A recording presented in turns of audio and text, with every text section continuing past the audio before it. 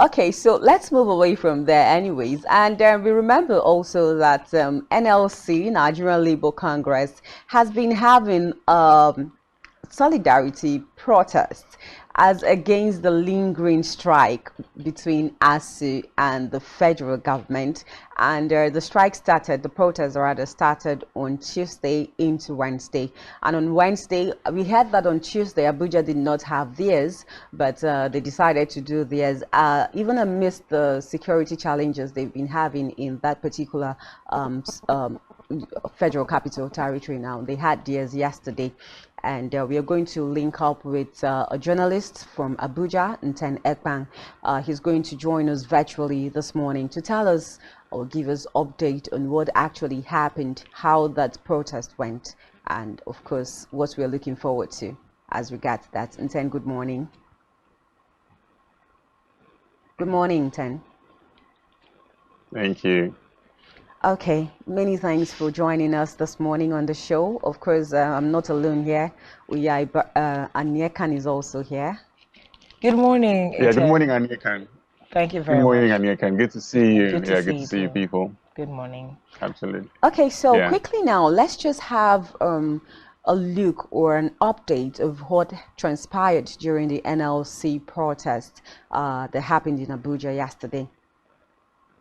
Okay, yeah, so it was more like what happened every other state in Nigeria, but the difference with what happened in Abuja was because the president of the Nigerian Labour Congress himself, Ayuba Waba, was present. As a matter of fact, he led the protest walk in Abuja. He was joined by the Director General of Action Aid Nigeria, NLB, and also former Kaduna president, what was that his name again? Sani. So they were the guys that led the protest. So it was led by them, Shehu Sani, Ayuba Waba, and Action Aid Nigeria. So they moved from Unity Fountain. You know, whenever they are protesting in Abuja, it is from the Unity Fountain. As you can see the video there, that's the NLC president talking. No, that was not the NLC president. That was not the video we used in Abuja. But I'm sure you should have that too. So they led the protest from Unity Fountain. That was where they moved. After gathering at Labour House, they moved to Unity Fountain and then headed to the National Assembly. Now, so at the National Assembly, they wanted to hand over a letter directly to the Senate President. But unfortunately, the Senate President was not there. The Speaker was not there. Both of them were represented. So the letter was handed over to them. One from the NLC and also another from the Student Union government, because the president of the Student Union government himself was also there. So it was a very, very thick crowd, as it were, and also the representation was quite good because leadership of the union and student also were there, and also some representative of ASU. So at the end of the day, it was a normal thing. They handed over a letter to the Senate president, to the speaker. The Student Union addressed them, and all they are saying is, make sure that as leaders of this country who make laws, either tinker with the law or prevail on government to call off this strike. It's been too long. Insecurity has, increased because of students are at home and stuff like that. So basically, that was how it went down yesterday. And while addressing protesters yesterday, the national president of NLC again announced that there was going to be a follow-up strike by the NLC in solidarity with, the striking lecturer. So it's not just about this protest walk in solidarity. NLC is saying we are going to proceed on strike in order to send our message to the federal government that Labour is not pleased with what is happening in ASU. Okay, so let's go on now. I know that I think I saw a video where the president of the Nigerian Association of National Association of Nigerian Students was actually saying that, look, he was disappointed at the turnout of students for the Abuja protest. Now, how was the turnout? Yeah, it was more of a labor thing, So this protest walk was called for by the Nigerian Labour Congress. So that shouldn't be lost on us. So Nigerian students were not or are not the pioneers or champions of this strike. But it was expected that at least since the protest is for the benefit of the Nigerian students, should federal government and ASU agree to call off strike, people were expected to, or people felt that students would come out a lot. But unfortunately, they did not come out that much. But we had quite a number yesterday because the NAN's president was in Abuja and followed them in the protest walk. So in Abuja, generally, there was quite some representation from students. But nationwide, as we've seen, students didn't come out well. Are they tired? We don't know. Probably they're just angry, some sort of apathy. We've been here, they've been talking, and all of that. And then the last time, that when students met with Minister of Labor, of course, what happened, walked out on them and stuff like that. So it wasn't quite a good scenario for the students. So basically, the participation of students hasn't been that much. But Abuja had quite a number yesterday, probably because the president was there. Okay, so there is a tendency for one to think all we ever do is just protest and then send letters to the authorities involved in some of these situations. And then when we say that the NLC is actually considering going on a 3-day warning strike if nothing is done on the heel of this protest, do you think that the system, the workforce in Nigeria is working against itself by not looking for other ways to ameliorate the problems that they face as a working society? Will another strike by the NLC drive home the point that the federal government needs to become more responsive to the situation that we're facing? Yeah, I think it will, because since it's been ASU talking back and forth with the Ministry of Labor and all of that, NLC has not gone on strike. But now that the solidarity work has started, and if they go ahead to say, let us shut down the labor force and shut down everything about labor, let's go on strike, I think it is also sending a message to the federal government that this thing is beyond ASU. It has gone beyond the academic staff union of universities. It is about the future of the country, the youth. It's about parents, going through agonizing, seeing students at home. It's about lecturers being hungry. It's about restiveness on the increase, on the rise. It's about insecurity in the nation. It's about international scorn. One of the states that we covered, the governor said, why we want these people to call up this strike is because Nigeria has become a joke among the Committee of Nations. People look at Nigeria and laugh. Like, people were killed in Abuja, which of 2 days ago, and the president jetted out to go and talk about security in Libya.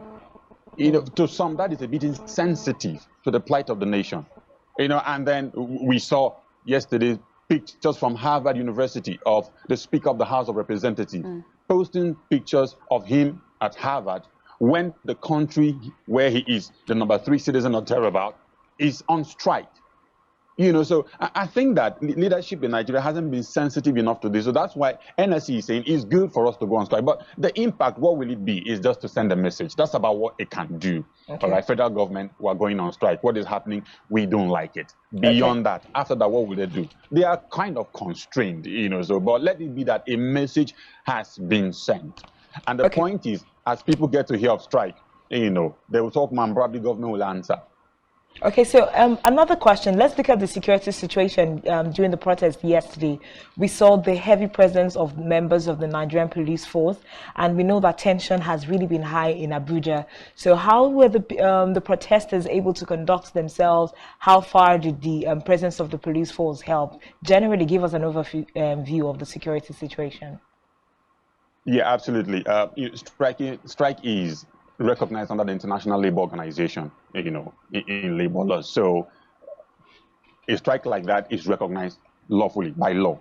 So that's why police is bound by law, because they are carrying out one of the duties of a workforce. Labor now. So police is bound by law to protect them. Right, so that was why, first of all, there was police presence. In as much as the IG had said it was kind of unlawful because they had not given express permission, but they had no choice. So security had to be there. And the most important thing we have to understand that this is the Federal Capital Territory of Nigeria, the nation's capital. So nothing like breakdown of law and order should be contemplated.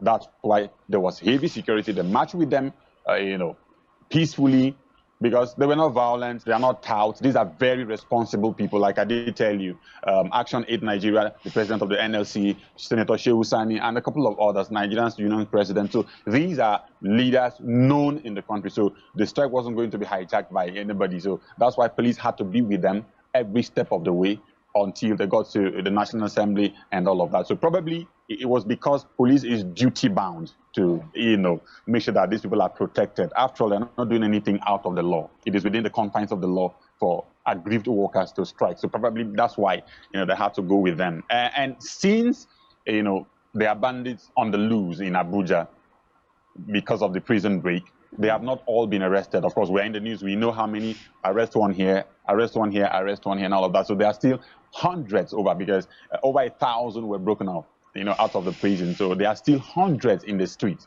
of Abuja and other places in Nigeria. That's why they don't want those kind of people to infiltrate that kind of movement. So there had to be, enough security. So there was yesterday, and it went peaceful.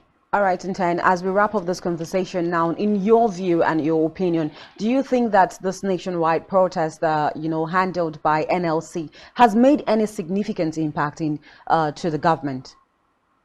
It does. It has. For the fact that 36 states of the Federation, as far as we know, or at least a greater chunk of the states, participated in this, the government knows that, yes, this is serious.